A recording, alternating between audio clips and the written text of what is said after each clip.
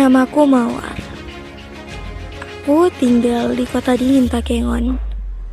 Di tengah-tengah kebisingan menjelang Pilkada 2024, aku terombang-ambing antara berbagai pendapat tentang pentingnya menggunakan hak pilih.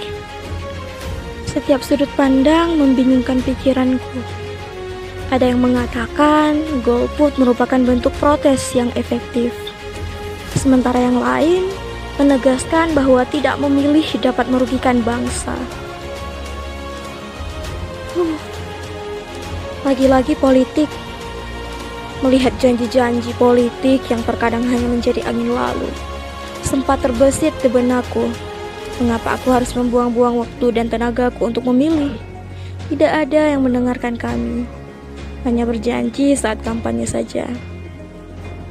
Menurutku, golput adalah satu-satunya cara untuk menyampaikan ketidakpuasanku. Namun, pikiranku terus berkecamuk antara harapan akan perubahan dan ketidakpercayaan pada sistem yang ada. Aku terus mencari informasi dari berbagai sumber, membaca artikel, mendengarkan podcast, menonton debat, dan berdiskusi dengan teman-temanku. Setelah melakukan riset yang mendalam, akhirnya aku menemukan sebuah landasan yang membuatku mantap untuk memilih.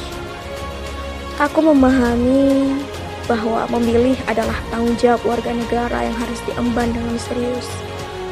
Meski nantinya pemimpin terpilih tidak sesuai dengan keinginan kita masih bisa mengawal dan mengawasi setiap langkah yang diambil oleh pemimpin tersebut. Kita bisa memantau kebijakan-kebijakan yang dikeluarkan dan mengkritik secara konstruktif ketika ada kebijakan yang dianggap merugikan masyarakat. Dengan tekun melakukan pengawasan ini, kita bukan hanya sekedar mengecam, tetapi juga memberikan solusi alternatif dan masukan yang berharga. Kita menyadari bahwa peran kita sebagai warga negara adalah untuk ikut bertanggung jawab dalam memastikan kemajuan bangsa.